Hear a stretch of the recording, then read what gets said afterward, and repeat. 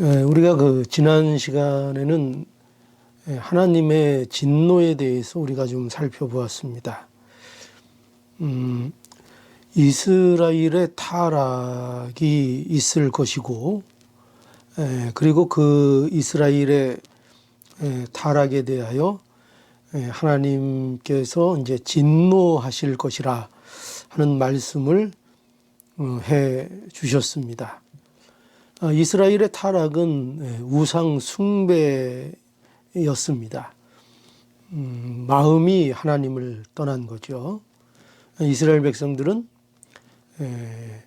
그 하나님만을 사랑해야 하는데 그 마음이 하나님을 떠나서 알지도 못하는 다른 신들을 섬기는 것으로 인하여 하나님께서 크게 여기 성경적 표현은 맹렬히 이렇게 진노하신다, 이렇게 이제 말씀하셨습니다. 그래서 그 땅에 재앙이 있을 것이고 또 질병이 있을 것이고 소돔과 고무라 땅같이 황폐해질 것을 이제 말씀하셨습니다. 그리고 그러한 일들에 대해서 이방들이 보게 될 것을 이제 말씀하셨습니다.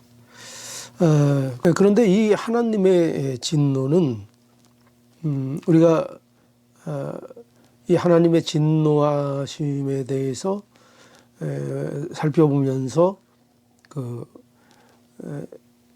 좀 생각해야 될 부분이, 이 하나님의 진노가 단지 어떤 심판에만 초점이 맞춰져 있는 것이 아니고 하나님의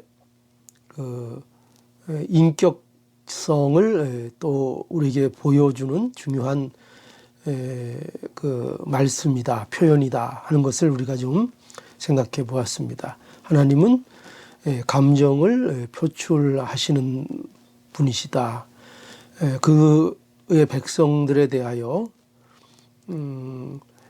계획을 가지고 계시고 뜻을 가지고 계시고 또 인격적인 대접을 하시는 살아계신 하나님이시다 하는 것을 우리가 생각해 보았습니다. 그리고 이제 오늘은 이러한 하나님의 진노가 그저 저주로만 또 심판으로만 끝나는 것이 아니라 이제 이스라엘 백성들에게 회복을 약속하신다 하는 것입니다. 그래서 오늘 이 본문에 보면은 이스라엘 백성들의 돌이킴과 또 그 돌이키는 이스라엘 백성들을 하나님께서 회복해 주실 것이다 하는 내용을 오늘 본문이 기록하고 있습니다. 오늘 본문을 좀 제가 읽어볼까요? 오늘 본문 30장 1절부터 보면은요, 내가 내게 진술한 모든 복과 저주가 내게 임함으로 내가 내 하나님 여호와께 쫓겨간 모든 나라 가운데서 이 일이 마음에 기억이 나거든 너와 내 자손이 내 하나님 여호와께로 돌아와, 이렇게 되어 있습니다. 여기 너와 내 자손이 내 하나님 여호와께로 돌아와, 돌이키라 하는 얘기죠. 돌이킨다는 것은, 우리가 이 돌이킨다는 것이 성경에서는 특별히 회개라는 것을 알아야 합니다. 그러니까 회개하라는 얘기죠. 그런데 그 회개는 어떤 것이냐, 이스라엘 백성들이 돌이켜야 하는 그 돌이킴은 무엇을 말하는 것인가 하면, 여기 계속 보면은 2절을 다시 볼까요? 내가 내 자손이 너와, 2절에 너와 내 자손이 내 하나님 여호와께로 돌아와 내가 오늘날 내게 명하는 것을 온전히 따라서 마음을 다하고 성품을 다하여 여호와의 말씀을 순종하면, 이렇게 돼 있죠. 그래서 이 돌이킴은 무엇을 말합니까? 마음이 돌이키는 거죠. 마음을 하나님께로부터 떠났던 그 마음을 돌이켜서 마음이 하나님께로 온전히 향하는 것입니다. 이것이 이제 돌아오는 것입니다. 이스라엘이 이 돌아옴을 그들이 해야 하는 것입니다. 돌아와야 하는 것입니다. 자, 이렇게 돌아오면 3절에 내 하나님 여호와께서 마음을 돌이키시고, 이렇게 이스라엘의 돌이킴으로 인하여 또 무엇이 거기 이제 따라오는가 하면은 내 하나님 여호와께서 마음을 돌이키시고 너를 긍휼히 여기사 내 포로를 돌리시되 내 하나님 여호와께서 너를 흩으신 그 모든 백성 중에서 너를 모으시리니 너희 쫓겨간 자들이 하늘가에 있을지라도 내 하나님 여호와께서 거기서 너를 모으실 것이며 거기서부터 너를 이끄실 것이라. 굉장히 그 하나님의 어떤 그 이스라엘 백성들에 대한 회복의 의지가 잘 드러나 있죠. 너희들을 다시 흩어진 너희들을 다시 모을 것이다. 너희 쫓겨간 자들이 하늘가에 있을지라도 내 하나님 여호와께서 거기서 너희를 모으실 것이다. 너희를 이끌을 것이다. 이렇게 이제 말씀하고 있습니다. 또 5절도 볼까요? 내 하나님 여호와께서 너를 내 열조가 얻은 땅으로 돌아오게 하사 너로 다시 그것을 얻게 하실 것이며 여호와께서 또 내게 선을 행하사 너로 내 열조보다 더 번성케 하실 것이며 내 하나님 여호와께서 내 마음과 내 자손의 마음에 할례를 베푸사 너로 마음을 다하며 성품을 다하여 내 하나님 여호와를 사랑하사 너로 생명을 얻게 하실 것이며 내 하나님 여호와께서 네 대적과 너를 미워하고 핍박하는 자들에게 이 모든 저주를 임하게 하시리니 여기 그러니 뭐예요? 8절에 너는 돌아와. 다시 강조하고 있죠. 너는 돌아와. 다시 여호와의 말씀을 순종하고 내가 오늘날 내게 명한 그 모든 명령을 행할 것이라. 이렇게 말씀하고 있는 것을 이제 우리가 보게 됩니다. 그래서 이렇게 오늘 이 본문 속에서는 이스라엘의 돌이킴과 그렇게 이스라엘이 돌이킬 때에 하나님께서 이스라엘 백성들을 회복해 주실 것이라 하는 것을 이제 약속하고 계신 그런 말씀인 것입니다. 그러니까 우리는 이것을 알 수 있죠. 뭐냐면 하나님은 그의 백성들을 결코 저주로 끝나게 하시지 않는다는 것이죠. 그의 백성들을 저주로 끝나는 백성으로 놔두지 아니하시고 그들을 반드시 회복시켜 주신다. 이렇게 말씀하고 있는 것입니다. 그러니까 하나님께서는 어떻게 보면 이 이스라엘 백성들을 그들의 죄를 생각나게 하셔서 그들로부터 그들이 돌이키도록 결국 하나님께서 만드시는 일을 하신다는 겁니다. 하나님께서 그들을 돌이킬 수 있도록 이렇게 하시며 또 그들이 또한 돌이킬 때에 하나님께서는 그들의 어떤 하나님 백성으로서의 그 영광 이런 것들을 회복하도록 해 주신다. 이렇게 말씀하고 있는 거죠. 그래서 우리는 이것을 통해서 우리의 신앙생활에 있어서 가장 중요한 것이 무엇인가를 한번 생각하게 됩니다. 그것은 여기 이스라엘에게 요구하신 대로 돌이키는 것입니다. 우리가 우리의 삶 속에서 이 돌이키는 삶을 사는 것, 즉 다시 말하면 회개가 있는 삶을 사는 것, 이것이 우리의 신앙생활에 있어서 굉장히 중요한 일이다 하는 것을, 중요한 정도가 아니라 이게 본질적인 문제라는 것을 이제 우리에게 말씀해 주는 것입니다. 우리가 믿음을 갖고 있는 자이지만 하나님을 믿는 자임에도 불구하고 얼마나 우리가 하나님을 마음으로 떠나 있을 때가 많이 있습니까? 그래서 우리의 삶 속에서 마치 우리가 누구와 같은 삶을 사는가 하면은 이스라엘 백성들이 범죄해서 그들이 바벨론의 포로로 잡혀가서 포로가 된 그와 같은 삶을 우리가 살 때가 많이 있다는 것입니다. 이런 일들이 왜 벌어지는가? 우리의 인생 속에서 우리가 하나님을 외면하게 되면, 그러니까 우리의 마음이 하나님을 바라보지 않고 세상에 기울어지고 세상을 따라가고 세상을 바라보게 되면 금방 우리의 마음은 어떻게 되는가? 이 바벨론의 포로 잡혀간 포로들처럼 되어 버린다는 것입니다. 그래서 세상의 종로로 타게 되고 죄에 묶여서 마치 있는 자들처럼 그렇게 포로와 같은 처지가 되어 버린다 하는 것이죠. 그래서 우리가 이것이 오늘날 우리가 알아야 될 중요한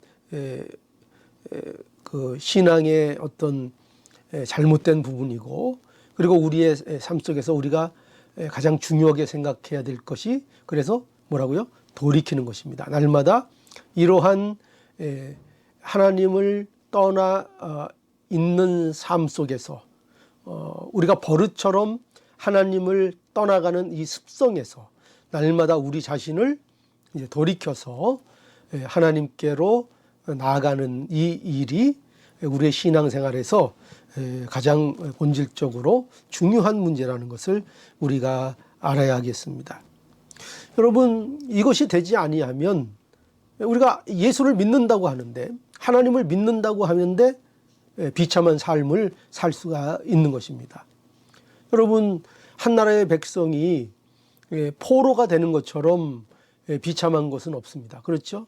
먼 자기 나라를 빼앗기고, 그리고 그 이방으로 다른 나라로 포로 잡혀가서 거기에서 종으로서 살아야 하는 이런 모습, 얼마나 비참한 모습입니까? 분명히 하나님의 백성으로 부름을 받았음에도 불구하고 그 하나님의 백성으로서 누려야 될 땅을 누리지 못하고 오히려 그 모든 것들을 빼앗기고 오히려 포로된 이 삶을 사는 것 말이죠. 이것처럼 비참한 것은 없을 것입니다. 그래서요, 여러분, 신자들 언제 가장 불쌍하냐? 우리가 신자로서 살고 있으면서 우리의 삶이 언제 가장 비참하고 언제 가장 불쌍한 삶이 되는가 하면 이와 같이 마음이 하나님을 떠나 있을 때 이렇게 비참하게 된다는 것입니다. 그러니까 우리가 비록 세상에서 뭐 잘 살고 있는 것 같고 아무 문제 없는 것 같고 평안하게 사는 것 같고 그렇다 할지라도 우리의 마음이 하나님께로 떠나 있어서 세상에 기울어져 있는 상태로 살고 있다면, 그렇게 살고 있다면 그것이 사실은 가장 비참한 모습이라고 말할 수 있습니다. 생각해 보십시오. 세상에서도 대접받지 못하고 그리고 신자로서도 만족하지 못하는 그런 상태에 놓여 있게 되는 것입니다. 결코 우리 믿는 자들이 세상의 마음을 빼앗기고 세상에 기울어져서 산다고 해서 세상이 신자들의 편이 되어주지 않습니다. 뿐만 아니라 또한 그렇게 살게 되면 하나님께서 우리에게 주시는 그 영적인 풍성함과 그 복됨을 우리의 삶 속에서 누릴 수가 없습니다. 그러니까 신자로서의 만족도 얻지 못하게 되는 것이죠. 그러므로 우리는 명심해야 합니다. 신자가 언제 가장 불쌍해하게 된다고요? 그 마음이 우리 하나님께로 떠나서 세상에 기울어져 있을 때, 마음이 하나님께로 멀리 떨어져 있을 때, 그것이야말로 신자의 삶에 있어서 가장 비참하고 불쌍한 모습이라는 것을 우리는 기억해야 할 것입니다. 그러니 우리의 삶 속에서 가장 근본적인 이런 문제에 대한 해결책이 무엇입니까? 예, 말씀드린 대로 날마다 마음을 돌이키는 것입니다. 하나님께로 우리의 마음을 돌이키는 것입니다. 그러면 오늘 본문에 말씀하고 있지 않습니까? 하나님께서 반드시 그 땅을 회복하게 해주시고 그 이전보다 어떻게 보면 오히려 더 복된 회복을 하나님께서 허락해 주시는 것입니다. 이것을 믿고 우리가 나아가는 것, 이것이 우리의 중요한 믿음이라는 것을 알아야 합니다. 그래서 우리가 이 말씀을 통해서 분명히 하나 알아야 할 것이 있습니다. 그것은 하나님께서는 우리의 마음을 얻기를 원하신다 하는 겁니다. 다른 그 어떤 것보다도 하나님의 백성 또 하나님의 자녀들의 마음이 온전히 하나님께로 향하기를 하나님께서는 원하시고 그 마음을 얻는 것을 가장 근본적으로 원하신다 하는 것을 우리는 이 말씀을 통해서 분명히 기억해야 할 것입니다. 우리가 잘 아는 그 누가복음 15장에 보면 그 탕자의 비유가 있습니다. 우리 소위 말해서 돌아온 탕자라는 비유인데요. 여기에 보면은 그 둘째 아들이 아버지에게 자기가 받을 목의 유산을 미리 그 달라고 이렇게 요청합니다. 원래 그 유산은 아버지가 가셨을 때 이제 받게 되는 것인데 이 아들은 그 아버지가 살아 계시는데도 그 유산을 먼저 이제 달라 이렇게 요청해서 그 재산을 받아내서 이제 떠나게 됩니다. 그런데 이 자녀가 머지않아 그 재산을 다 탕진하죠. 그리고 이제 아버지께로 다시 돌아오게 되고 그 아들을 아버지가 기쁘게 맞아 주었다 이렇게 이제 말씀하는 내용입니다. 이 내용은 우리가 뭐 쉽게 알 수 있듯이 이것은 그 하나님과 또 이스라엘 백성과의 관계, 또 하나님과 그 자녀들의 관계를 이렇게 보여주는 그런 그 말씀입니다. 이 말씀 속에서 우리가 가지게 되는 하나의 의문은 이런 겁니다. 뭐냐면 왜 이 아버지는 그 자녀가 그 둘째 아들이 이렇게 재산을 달라고 해서 나갈 때에 그것을 막지 않았는가? 그것을 왜 이렇게 적극적으로 말리지 않았는가 하는 부분입니다. 과연 그 아버지는 이 아들을 그럼 포기한 것일까요? 그러나 이 내용을 전체적으로 보면 그런 것으로 보이진 않습니다. 왜냐하면 그 아들이 돌아오는 것을 보고 그 아버지가 기쁨으로 그를 맞이해 주었기 때문입니다. 그런 것을 보았을 때에 이 아버지는 그 아들을 포기한 것이 아니고 그 아들에 대해서 계속 사랑으로 인내하는 아버지라는 것을 우리에게 좀 보여주고 있습니다. 그래서 왜 이렇게 그러면은 이 아버지가 이 재산을 가지고 나간 아들을 말리지 않은가 할 때 우리는 이 내용 속에서 하나님께서 그 자녀들에 대하여 무엇을 원하고 계신가 하는 것을 우리는 좀 생각해 봐야 합니다. 그게 뭘까요? 그것은 바로 그 백성된 자, 그 자녀된 자들의 마음을 원하시기 때문입니다. 그 진정한 마음을 원하신다 하는 겁니다. 그래서 하나님은 어떻게 보면은 강제할 수 있는 힘이 있지 않습니까? 그러나 그 자녀들에게 하나님께서 강제로 하지 아니하시고 참아주시고 인내하십니다. 그래서 무엇을 이루어내기를 원하시는가 하면 그 자녀들이 마음으로 하나님 앞에 항복하기를 원하시는 것입니다. 그래서 우리가 이러한 우리가 놓치지 않아야 되는 중요한 부분이 하나님은 우리의 마음의 항복을 원하시는 분이시다 하는 것입니다. 그래서 이 본문에 보면은 이 과정을 통해서 이런 그것을 목적으로 하시는 겁니다. 누가복음 15장에 있는 탕자의 비유에 보면은 이 아들이 이런 마음을 갖게 되는 겁니다. 17절에 보니까 이에 스스로 돌이켜 가로되 내 아버지에게는 양식이 풍족한 품꾼이 얼마나 많은고 나는 여기서 줄여 죽는구나. 내가 일어나 아버지께 가서 이르기를 아버지여 내가 하늘과 아버지께 죄를 얻었사오니 지금부터는 아버지의 아들이라 일컬음을 감당치 못하겠나이다. 나를 품꾼의 하나로 부숴서 하리라 하고 이에 일어나 아버지께로 돌아가니라. 그러니까 이 아들은 깨닫게 되는 것입니다. 뭘 깨닫게 되지요? 아버지 안에 있는 것보다 더 나은 것은 없다 하는 것입니다.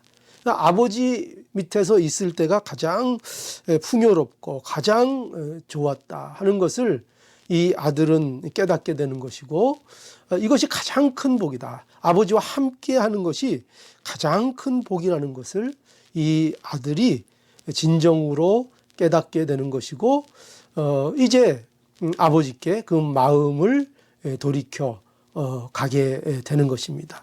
그러니까 이것을 하나님께서 원하신다는 거죠. 그래서 우리는 하나님께서 우리를 이렇게 강압적으로 하지 아니하시고 강압적으로 우리를 굴복시키지 아니하시고 우리의 마음이 전심으로 진심으로 하나님 앞에 돌아오기를 원하신다 하는 거죠. 그래서 이 과정을 통해서 하나님께서는 우리에게 참 행복이 무엇인지 하나님을 떠나서는 결코 행복할 수 없다 하는 것을 깨닫게 하시며 진실된 마음으로 이제 하나님 앞에 항복하도록 하나님께서 하시는 것입니다. 그래서 누가복음의 이 탕자의 비유에 보면은 이 아버지는요. 그래서 이 아들이 돌아올 때에 보면은 아무것도 묻지 않고 그저 반겨 주십니다. 그래서 여기 보세요. 19절 다시 보니까 지금부터 아버지 아들이라 일컬음을 감당치 못하겠나이다. 나를 품꾼의 하나로 부숴서 하리라 하고. 그러니까 이 말씀은 지금 이 아들이 아버지에게 한 얘기가 아닙니다.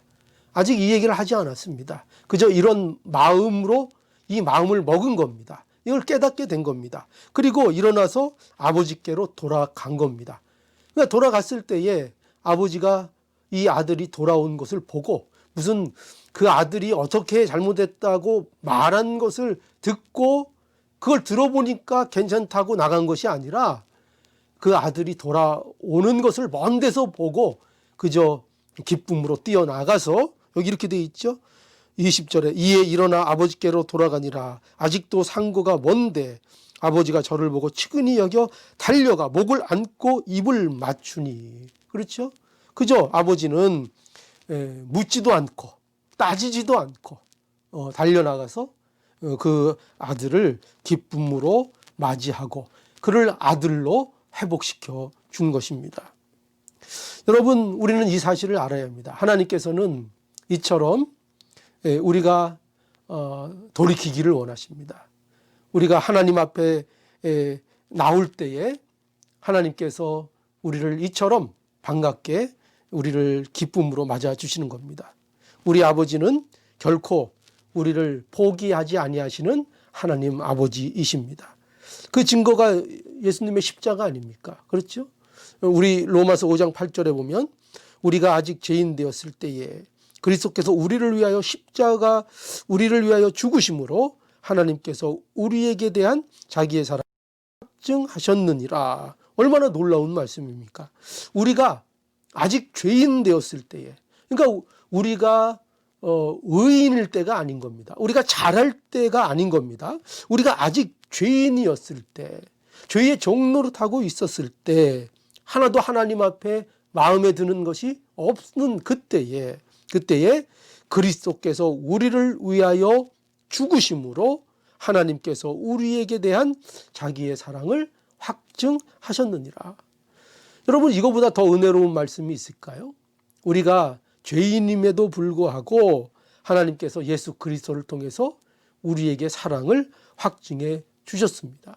그러니 우리가 죄인이었음에도 불구하고 우리에게 대한 사랑을 이렇게 십자가로 확증해 주셨는데, 우리가 비록 때로는 넘어지고 영적으로 실패하고 우리가 죄를 짓는 일이 있다 하더라도 우리가 이 사실에 대해서 돌이켜 하나님 앞에 마음을 가지고 마음으로 돌이켜 나갈 때 하나님께서 반드시 회복시켜 주시고 하나님께서 기쁨으로 우리를 맞아 주신다는 것입니다. 그래서 하나님께서는 어떤 일이 있어도 우리를 포기하지 않으십니다. 우리가 잘못한 것이 있으면 그때가 되면 우리의 잘못을 깨닫게 해주시고, 그래서 회개하게 하시고, 그래서 반드시 하나님께 돌이키게 하셔서 우리를 회복시켜 주시는 것입니다. 하나님은 결코 저와 여러분들을 저주로 끝나는 인생이 되지 않게 하십니다. 반드시 돌이키게 하십니다. 지금 어떤 자리에 있습니까? 비록 그 자리가 지금은 비록 저주의 자리처럼 보여도, 또는 형벌의 자리처럼 보이고, 지금은 포로 생활 같은 그런 처지에 우리가 있을지라도 하나님께서는 돌이키는 자들을 돌이키게 하셔서 반드시 회복해 주실 것을 약속하고 있는 것입니다. 그러니 여러분, 이것을 믿어야 합니다. 이것을 믿는 것이 믿음입니다. 우리가 오늘날 어떤 문제를 갖고 있든지 우리가 그 원인이 마음이 하나님 앞에 떠나가 있는 것인 것을 근본적으로 먼저 깨우치고, 우리가 먼저 회복해야 될 것은 하나님 앞에 돌이키는 일이라는 것을 깨달아서 우리가 겪고 있는 답답한 모든 문제들을 하나님 앞에 나감으로 먼저 그 하나님 앞에 돌이키는 것으로 인하여 모두 회복하고 또 그 영광을 누리는, 그 땅의 회복을 누리는 복된 우리 모두의 인생이 되어야 하겠습니다. 모두 전심으로 돌이키는 복된 은혜가 있기를 간절히 바랍니다. 거룩하신 하나님, 감사합니다. 우리의 인생이 답답할 때에 오히려 하나님을 바라보게 하시고 우리가 마음에 돌이킴이 있게 해주셔서 하나님의 놀라운 회복을 경험하는 은혜가 있게 하여 주시옵소서. 예수님의 이름으로 기도하옵나이다. 아멘.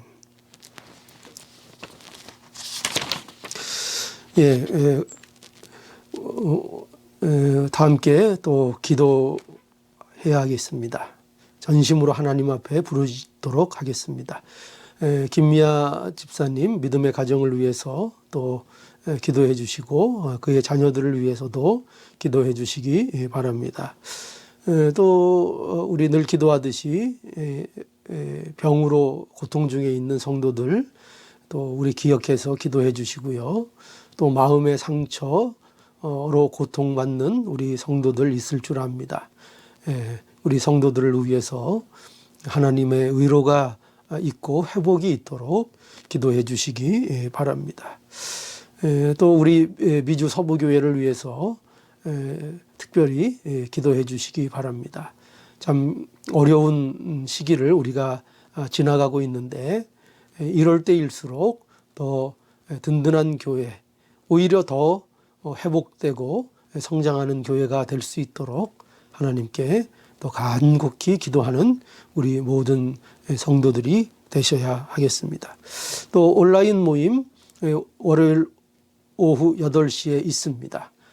또 믿음으로 힘써서 참여해 주셔서 하나님께서 예수 그리스도 안에서 우리에게 이루신 이 연합과 이 교제를 우리가 힘써 유지해 나가는 또 이런 믿음을 갖기를 원합니다.